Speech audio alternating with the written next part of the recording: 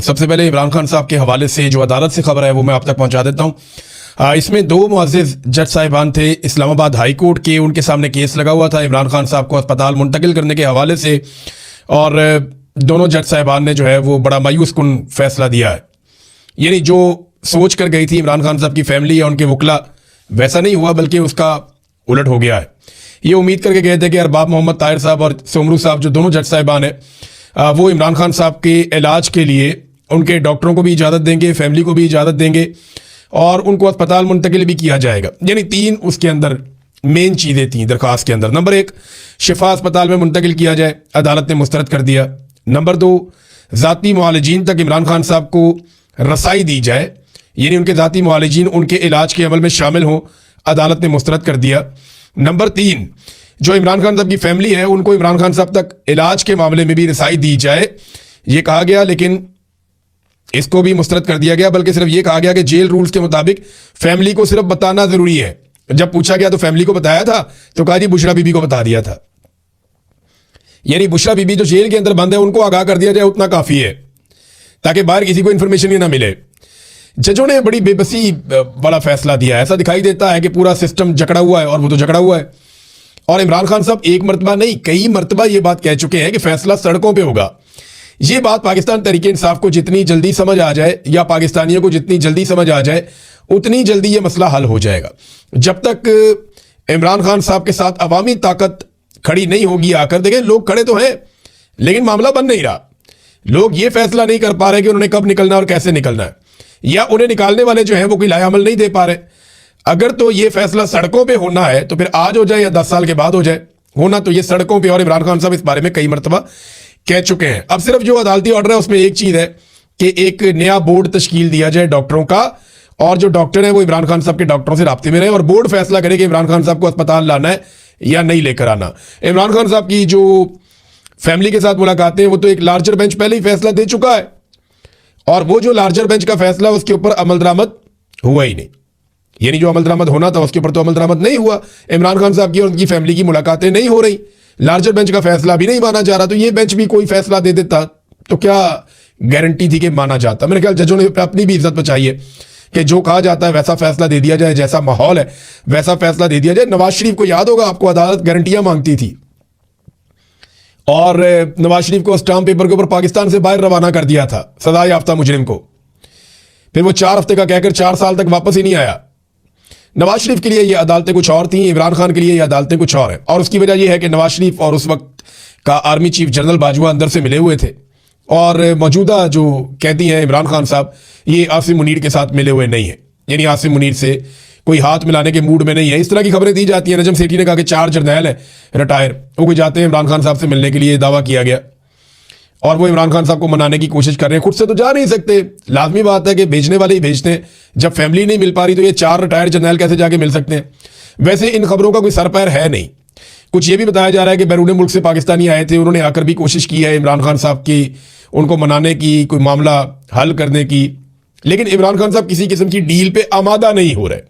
देखिए जो कुछ आसिम मुनीर साहब ने इमरान खान के साथ कर दिया है ना, तो आसिम मुनीर के साथ डील करना तो इमरान खान के लिए लगभग नामुमकिन हो गया। अब ये चीजें जो है वो पाकिस्तान के इदारों को, पाकिस्तान की अदलिया को, फौज को, सबको ये बात सोचनी है कि क्या सिर्फ एक आसिम मुनीर के लिए वो इतना बड़ा रिस्क ले सकते हैं जो इस वक्त लिया जा रहा है। यहां पर एक एग्जाम्पल भी पेश की इमरान खान साहब के वकील ने, और उन्होंने कहा कि कत्ल में मुलव्वस मुजरिम को उसकी आंख के इलाज के लिए गुज़िश्ता रोज ही चीफ जस्टिस ने रिहा किया है। आप अंदाजा करें, एक बंदे ने कत्ल किया हुआ है और वो गिरफ्तार है, और चीफ जस्टिस ने एक दिन पहले उसकी आंख के इलाज के लिए उसको रिहा कर दिया है। लेकिन इमरान खान की आंख की बिनाई जा चुकी है, यानी उसकी आंख ज़ाया तो नहीं हुई थी, लेकिन इमरान खान की तो आंख की बिनाई जा चुकी है, और उन्हें इलाज करने की इजाज़त नहीं है कि उनका इलाज वो करवाएं जाकर, उन्हें इजाज़त नहीं दी जा रही। अब आ जाए नाज़रीन कुछ इंटरनेशनल खबरों की तरफ, फिर वापस आऊँगा, आपको कुछ और चीज़ें बताऊँगा पाकिस्तान में से। सबसे पहले तो ये है कि शहबाज शरीफ को तलब कर दिया गया है सऊदी अरब में। इससे पहले आसिम मुनीर साहब को तलब किया गया था सऊदी अरब में, और अब शहबाज शरीफ साहब को सऊदी अरब में तलब किया गया है। फील्ड मार्शल आसिम मुनीर के बारे में मैं आपको एक फैक्ट बता दूं कि गुज़िश्ता चंद दौरों में, यानी 3-4 मरतबा ये हो चुका है कि फील्ड मार्शल आसिम मुनीर सऊदी अरब गए और मोहम्मद बिन सलमान ने उनसे मुलाकात नहीं की। इसकी वजह क्या है आप सारे बखूबी समझ सकते हैं। पाकिस्तान सऊदी अरब के साथ एक दिफाई मुआहदे में, और अब पाकिस्तान को यह कहा जा रहा है सऊदी अरब की हुकूमत की जानिब से कि आओ और अपना मुआहिदा पूरा करो, क्योंकि सऊदी अरब ने पाकिस्तान को बहुत पैसा दिया है, बहुत तेल दिया है, बड़ी इमदाद दी है। अब या तो पाकिस्तान को उन सहूलतों से हाथ धोना पड़ेगा या पाकिस्तान को दिफाई मुआहिदे के ऊपर अमल दरामद करना पड़ेगा। अब यह दिफाई मुआहिदा एक तरफा था, यानी फील्ड मार्शल आसिम मुनीर ने तय किया, शहबाज शरीफ ने साथ मिलकर मुआहिदा कर दिया, कौम को कानो कान खबर ही नहीं हुई। ये अचानक जाते हैं, पता चलता है जी हमारा दिफाई मुआहिदा हो गया सऊदी अरब के साथ, पार्लियामेंट में डिस्कस ही नहीं हुआ, किसी फोरम के ऊपर इस पर बातचीत ही नहीं हुई। बातचीत तो होती, पता चलता कि क्या करने जा रहे हैं, किसके साथ लड़ना है। यानी ये शिक इसमें हो सकती थी अगर किसी मुसलमान बरादर इस्लामी मुल्क से कोई झगड़ा होगा सऊदी अरब का, तो उसमें पाकिस्तान का रोल क्या होगा, दिफाई मुआहिदे में ये शामिल हो सकता था, लेकिन इसको पार्लियामेंट में लाया जाता तभी तो शामिल होता। बहरहाल शहबाज शरीफ साहब को तलब किया गया है और इससे पहले शहबाज शरीफ ने राब्ता किया था ईरानी सदर से। उसमें ईरानी सदर की जानिब से बताया गया कि शहबाज शरीफ का राब्ता हुआ था, पुतिन का भी राब्ता हुआ था, लेकिन पाकिस्तान की जानिब से बिल्कुल कुछ नहीं बताया गया कि पाकिस्तानी वज़ीर आज़म ने ईरानी सदर को क्या पैगाम पहुंचाया। देखिए, पाकिस्तानी वज़ीर आज़म जो है ना, वो इस वक्त अमेरिका के बड़े ख़ास लोगों में से एक है, डोनाल्ड ट्रंप के बहुत ख़ास वफादारों में से एक है। डोनाल्ड ट्रंप के ख़ुसूसी नुमाइंदे स्टीव विटकॉफ ने 2 मरतबा ये कोशिश की है मुख्तलिफ खबरों के मुताबिक कि मुज़ाकरात किए जाएं किसी तरह से। अब ये द गार्डियन ने इसके ऊपर एक खबर भी लिखी है और द गार्डियन का दावा है कि मारूफ बरतानवी ये अखबार है, आप जानते हैं सारे, उसकी खबर के मुताबिक ईरान ने अमेरिकी सदर डोनाल्ड ट्रंप के ख़ुसूसी एलची स्टीव विटकॉफ की तरफ से भेजे गए जंगबंदी के 2 पैगामात को मुस्तरद कर दिया है। देखिए, अमेरिका जंगबंदी चाहता है, शहबाज शरीफ को भी इसके लिए इस्तेमाल किया गया। शहबाज शरीफ ने ईरान से राब्ता किया कि जी जंगबंदी कर दें, मेहरबानी करें, आप अमेरिका की तरफ से भी है और सऊदी अरब की तरफ से भी है, तो आप जंगबंदी करें। लेकिन ईरान ने इनकार कर दिया और अपनी शराइत रख दी है। अब स्टीव विटकॉफ की तरफ से भेजे गए जंगबंदी के 2 पैगामात को ईरान ने मुस्तरद किया, क्योंकि ईरानी की आदत को लगता है कि वो जंग हार नहीं रहे। ईरान के वजीर खारजा ने कहा कि सिर्फ अमेरिका की तरफ से जंग खत्म करने का ऐलान काफी नहीं होगा। ईरान का मौक़िफ़ है कि जंगबंदी तभी मुमकिन होगी जब अमेरिका ये पक्की जमानत देगा कि वो दोबारा ईरान पर हमला नहीं करेगा। अब ईरानी पार्लियामेंट के स्पीकर ने भी स्टेटमेंट दिया कि ईरान जंगबंदी नहीं करना चाहता और दुश्मन के हर हमले का फौरन जवाब दिया जाएगा। फिर एक और स्टेटमेंट भी आया ईरान से कि अब ईरान अपनी मर्जी से अटैक करेगा, ईरान पे अटैक किया जाए या ना किया जाए। हुज्जत तमाम हो चुकी है, अमेरिका और इसराइल ने वादा खिलाफी करते हुए हमला कर दिया है, लिहाजा ईरान अब अपनी मर्जी से हमले करेगा। अब आबना हरमुज़ के ऊपर भी उनका कंट्रोल है मुकम्मल तौर पे। शहबाज शरीफ ने कोशिश की, विटकॉफ ने कोशिश की, कुछ और लोगों ने कोशिश की, लेकिन ईरान जंगबंदी कर नहीं रहा, क्योंकि 3 शराइत रख दी हैं ईरानी हुकूमत ने। ईरान के सदर ने जो 3 शराइत रखी, उनमें जो पहली बड़ी शर्त है वो ये है कि ईरान के हुकूक को तस्लीम किया जाए, यानी उसे तजारत की इजाज़त दी जाए। ईरान के ऊपर जो पाबंदियाँ लगाई जाती हैं गलत किस्म की, वो पाबंदियाँ ख़त्म की जाएँ और ईरान को भी वही मुकाम दिया जाए जो बाकी मुल्कों को दिया जाता है। नंबर 2, उन्होंने कहा जी मुआवजा अदा किया जाए, जो हमारा नुकसान किया जा रहा है उसका मुआवजा अदा करें, आगे चल के बताता हूँ नुकसान क्या हुआ। नंबर 3, वो ये कहते हैं कि हमें आलमी गारंटियां दी जाएं कि आइंदा हमारे ऊपर किसी किस्म का कोई अटैक नहीं किया जाएगा। अब ये 3 चीजें बड़ी इंपॉर्टेंट हैं। तो शहबाज शरीफ साहब को सऊदी अरब ने बुलाया, 2 चीजें हो सकती हैं, एक तो ये है कि ईरान को लड़ाई से रोका जाए, हमलों से रोका जाए, और दूसरा सऊदी अरब ये डिमांड करेगा कि पाकिस्तान की फौज अब आबनाए हरमुज़ को खुलवाए और पाकिस्तान की फौज सऊदी अरब के जो टैंकर्स हैं उनको तहफ़्फ़ुज़ फराहम करे कि वो आबनाए हरमुज़ में से गुजरें। और यह भी मुतालबा हो सकता है कि सऊदी सरजमीन की हिफाजत के लिए पाकिस्तानी फौज पहुंच जाए और वो ईरान के साथ एक लड़ाई में उतरे। अब क्या पाकिस्तान ईरान के साथ एक जंग में जाने वाला है? ये वो बड़ा सवाल है जो हर पाकिस्तानी जानना चाहता है। इसका जवाब, पाकिस्तानी जाती तौर पे किसी जंग में जाने के लिए तैयार नहीं है। पाकिस्तान बिल्कुल नहीं चाहता कि पाकिस्तान ईरान के साथ किसी जंग के अंदर जाए। ये बात बिल्कुल ठीक है और मैं पूरे यकीन से कहता हूं कि पाकिस्तान ईरान के साथ किसी जंग में जाना नहीं चाहता। पाकिस्तान यही चाहता है कि लड़ाई यही खत्म हो जाए और पाकिस्तान की इज्जत बच जाए। लेकिन अगर यह मामला लंबा होता है तो पाकिस्तान को सऊदी अरब की बात माननी पड़ेगी। यह भी एक मुसीबत है। और अगर सऊदी अरब की बात नहीं मानता तो वो फैसिलिटी जो सऊदी अरब ने पाकिस्तान को दी हुई है, पाकिस्तान को उससे हाथ धोने पड़ जाएंगे।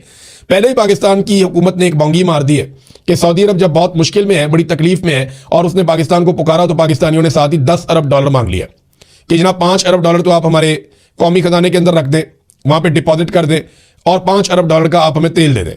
अब पाकिस्तान ने जब इस किस्म की डिमांड की तो ये बड़ा अजीब लगता है कि जब कोई मुश्किल में हो तो आप उसकी मुश्किल से फायदा उठाएं। और ये देखें, सऊदी अरब के पाकिस्तान के ताल्लुकात किसी और नौइयत के हैं। रियासतें अपने मफादात देखती हैं, ये बात ठीक है, लेकिन सऊदीज इस बात को भूलेंगे नहीं, वो इसको याद रखेंगे। ये बात हम सबको अपने जहन में रखनी चाहिए। नाज़रीन, अक़वाम मुत्तहिदा में जो करारदाद पेश की गई उसमें यह तो कहा गया कि ईरान ने खलीजी ममालिक के मुख्तलिफ एरियाज पे अटैक किया, अमेरिकन अड्डों पे और बाकी जगहों पे, तो इसकी हम मजम्मत करते हैं। लेकिन वहां ऐसी कोई करारदाद पेश नहीं की गई जिसमें सुप्रीम लीडर का कत्ल पे बात हो, या जिसमें अमेरिका और इसराइल के हमले की मजम्मत हो, या जिसमें 170 बच्चों की शहादत की मजम्मत की गई हो, या जो हजारों जख्मी हो रहे हैं ईरान के अंदर उसकी मजम्मत की गई हो। 1500 के करीब जो है वो शहादतें हो चुकी हैं, उसके ऊपर कोई मजम्मत नहीं आई। 1100 से ज्यादा बच्चे जख्मी और शहीद हुए हैं ईरान के अंदर, तो इनके ऊपर कोई मजम्मत नहीं आई। और 10 दिन में सिर्फ तेहरान के मेयर ने यह बताया कि 10 दिन में 9000 मुकामात को निशाना बनाया गया। इतनी बमबारी ईरान के अंदर हुई है, इस पर कोई करारदाद पेश नहीं की गई। तो जब ये चीजें नहीं की जा रही तो ये दोगलापन नजर आता है। यानी एक तरफा तो आप नहीं चल सकते ना, आपको तो सारी चीजें देखनी होती हैं।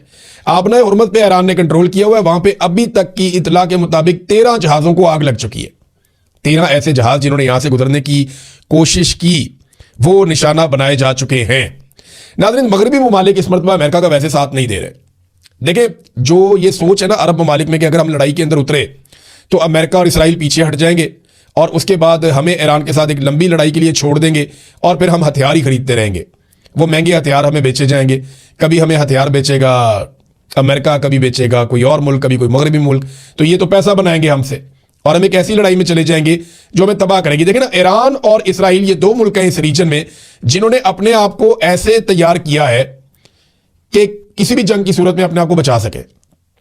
इन्होंने जो तरक्की की है वो दिफाई नुक्ता नजर से की है, ईरान ने और इसराइल ने। वो बंकर्स उन्होंने बनाए, इन्होंने जेर जमीन सुरंगें बनाई हैं, उन्होंने अपने हथियार बनाए, इन्होंने अपने मिसाइल बनाए, उन्होंने अपने आप को ट्रेंड और अपने आप को डेवलप ऐसे किया है।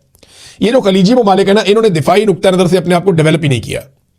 इन्होंने अंधाधुंध तामीरात की हैं, बड़ी शानदार बिल्डिंग बनाई हैं, बड़ी जबरदस्त सड़कें बनाई हैं, बड़ा शानदार किस्म का सिस्टम डेवलप किया है जदीद तरीन, लेकिन दिफाई नुक्ता नजर से नहीं किया। तो ये बहुत वुल्नरेबल है।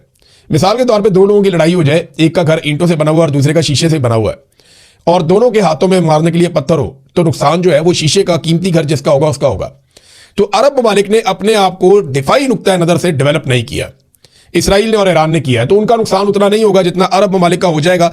वो इस बात को समझते हैं और उनकी पूरी कोशिश है कि किसी तरह ईरान पे दबाव डाल के जंग बंद करवाई जा सके। अब ओमान का स्टेटमेंट आया नाज़रीन, क्योंकि ओमान में एक बहुत बड़े ऑयल स्टोरेज के ऊपर अटैक हुआ था सलाला में, और बहुत आग वहां भड़की हुई है, और इस वक्त बहुत इंपॉर्टेंट था क्योंकि ईरान ने यह कहा कि ओमान के अंदर जो अटैक हुआ वो हमने नहीं किया। अब ओमान के स्टेटमेंट का इंतजार किया जा रहा था। ओमानी वजीर खारजा ने जो बयान दिया है वो बड़ा शानदार। उन्होंने कहा जी ये जो जंग लगी है ना, इसका मकसद ईरान को कमजोर करना और खित्ते की नई तश्कील करना है। यानी वो जो कहते हैं कि एक्सपेंशन करना चाह रहा है इसराइल, ग्रेटर इसराइल के मामला हैं वो उस तरफ इशारा कर रहे हैं कि जनाब ये तो खित्ते की नई तश्कील करने जा रहे हैं और ईरान को कमजोर करना चाहते हैं। फलस्तीनी रियासत के क्याम को रोकना इस हमले का मकसद है, ये भी उन्होंने कहा। और फिर ओमान ने बड़ा क्लियरली एक स्टेटमेंट दिया कि ओमान बोर्ड ऑफ पीस का हिस्सा नहीं बनेगा। यानी जो ट्रंप ने बोर्ड ऑफ पीस बनाया, ओमान उसका हिस्सा नहीं रहेगा, ये उन्होंने कहा। और इसराइल से ताल्लुकात कभी कायम नहीं करेंगे, उनके साथ हालात हमारे नॉर्मलाइज नहीं होंगे। अब ये जो स्टेटमेंट है ये बड़ा क्लियर है ओमान की जानिब से, और ऐसा लगता है कि अरबों को ईरानियों से लड़ाने की जो कोशिश है वो उतनी कामयाब नहीं हुई अमेरिका की जानिब से जितने दावे शुरू में किए जा रहे थे या जिस किस्म की उम्मीद लगाई जा रही थी।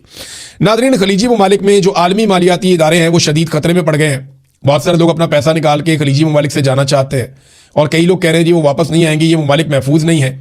और अरब ममालिक जो है वो ये सोच रहे हैं कि हमने तो अमेरिका पे इन्हिसार किया था, अरबों डॉलर खर्च किए थे कि ये हमारी हिफाजत करेंगे, और जब वक्त आया तो ये निकल गए हमें अकेला छोड़ के, और इन्होंने हमसे ज़्यादा इसराइल की हिफाजत के लिए कोशिश की, बल्कि हमारे हथियार यहाँ से उठाकर इसराइल ले गए उनको बचाने के लिए, और अभी जनूबी कोरिया से भी हथियार उठाकर ला रहे हैं कि किसी तरह भी इसराइल की मदद की जाए। अब खलीज के अंदर जो मालियाती इदारे हैं वो अपने दफातर बंद कर रहे हैं, क्योंकि ईरान के अंदर मालियाती इदारों पे अटैक किया गया, उनके बैंक पे अटैक किया गया, तो ईरान की फौज ने फिर ऐलान किया कि हम भी इसी तरह के हमले कर सकते हैं अमेरिका और इसराइल के जो आलमी मालियाती इदारे या उनके शेयर जिनमें मौजूद हैं उनके ऊपर। तो फिर खलीजी ममालिक में बहुत तेजी से आलमी मालियाती इदारे अपने दफातर बंद कर रहे हैं और इसका भी नुकसान होगा। नाज़रीन, मैंने आपको बताया था कि मगरबी ममालिक उस तरह से खड़े नहीं हुए अमेरिका के साथ जैसे पहले खड़े होते थे। यानी जर्मनी अभी तक इस जंग का हिस्सा नहीं बना। यहाँ बरतानिया के अंदर जो पार्लियामेंट में बातचीत हुई, बड़ी शदीद तनकीद हुई हुकूमत के ऊपर, वो इस जंग का प्रॉपर हिस्सा नहीं बना। इसी तरह से फ्रांस ने मुखालफत की है, स्पेन ने मुखालफत की है, स्कैंडिनेवियन कंट्रीज ने मुखालफत की है, और अब कनाडा के वज़ीर आज़म ने भी ये स्टेटमेंट दे दिया है कि ईरान जंग में हम कभी हिस्सा नहीं लेंगे। बड़ा कैटेगोरिकली उन्होंने कह दिया।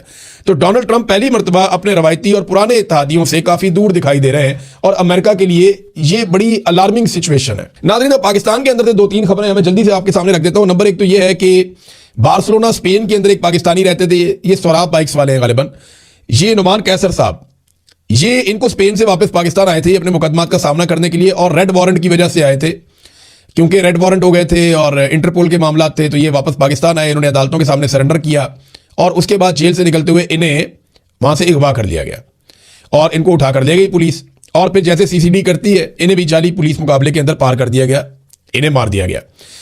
जब इन्हें पकड़ा गया था तब यह आवाज उठाई गई थी कि इन्हें मार ना दिया जाए, बड़ी अपीलें की गई, सबने ये बताया, लेकिन फिर मार दिया गया। अब मामला यह है कि कोई मुजरिम है, मुलजिम है, कातिल है, कुछ भी है, आपने अदालत के जरिए सजा देनी होती है। अदालत अगर जमानत दे रही है तो आप उसको बाहर निकाल के कत्ल कर सकते हैं, यह है बड़ा सवाल। और देखिए, इंटरपोल आप पे भरोसा कैसे करेगा? अब अगर आप इंटरपोल को कहेंगे रेड वारंट के जरिए किसी पाकिस्तानी को हवाले करें तो वो पाकिस्तानी ये मिसालें पेश नहीं करेगा, जनाब ये बंदा भी गया था, ये बंदा भी गया था, ये बंदा भी गया था, उन्होंने वहां कत्ल कर दिया, लिहाजा आप मुझे वापस ना भेजें, वहां पे तो उनको असाइलम मिलना शुरू हो जाएंगे। तो ये बड़ी अजीबोगरीब हरकत शुरू कर दी है पंजाब हुकूमत ने और इसका नुकसान पाकिस्तान को होगा। नाज़रीन, लाहौर में एक और 2.5 साल का बच्चा गटर में गिर गया। अब टिकटॉकर किधर है बताए ना, वो तो बड़ी लंबी प्रेस कॉन्फ्रेंस, जनाब एयरपोर्ट के ऊपर मीटिंग, तो ब्यूरोक्रेसी की बेइज्जती, तो जनाब आ जाओ जी, सारा मीडिया इसको चला रहा था, जमीन आसमान के कलाबे मिलाए जा रहे थे कि दुनिया की सबसे अच्छी एडमिनिस्ट्रेटर। वो एक और बच्चा लाहौर में गटर में गिर के जाँ बहक हो गया, 2.5 साल का बच्चा था। अब किधर है? बोले ना, बात करें, सामने आए। नहीं, इनको सिर्फ सस्ता सौदा और चूरन बेचना होता है कौम के सामने, इन्हें अवाम से कोई लगाव नहीं है। गल्फ स्ट्रीम का जो इन्होंने जहाज लिया 11 अरब रुपए का महंगा तरीन अयाशी वाला जहाज, वो जहाज यूरोप में फिर रहा है, कभी वियना जाता है, कभी किसी और मुल्क में जाता है, कभी किसी और मुल्क में जाता है, वो अलग अलग डेस्टिनेशंस पे जा रहा है। पंजाब हुकूमत से पूछो, वो कहते हैं मरियम नवाज तो लाहौर में। अब मरियम नवाज लाहौर में है तो जहाज के झूले कौन ले रहा है? जहाज लेकर कौन निकल गया यूरोप? को फैमिली मेंबर है, कोई जानने वाला है, कोई वाकफ है, कोई सियासतदान है, कोई फौजी है, कोई ब्यूरोक्रेट है, कौन निकल गया जहाज लेकर यूरोप के टूर पे और वो वहां पे मुख्तलिफ मुल्कों में जहाज लेकर फिर रहा है? कौन इतना अय्याश और कौन इतना बड़ा आदमी है जिसके लिए कौम के पैसों से खरीदा हुआ 11 अरब का जहाज, महंगा जहाज जिसके अंदर गोरे पायलट्स हैं, वो लेकर उसको लगा फिरता है यूरोप के अंदर और कोई जवाब नहीं अब तक। अब तक इतने अपना ख्याल रखिए, अपने चैनल का भी। अल्लाह हाफ़िज़।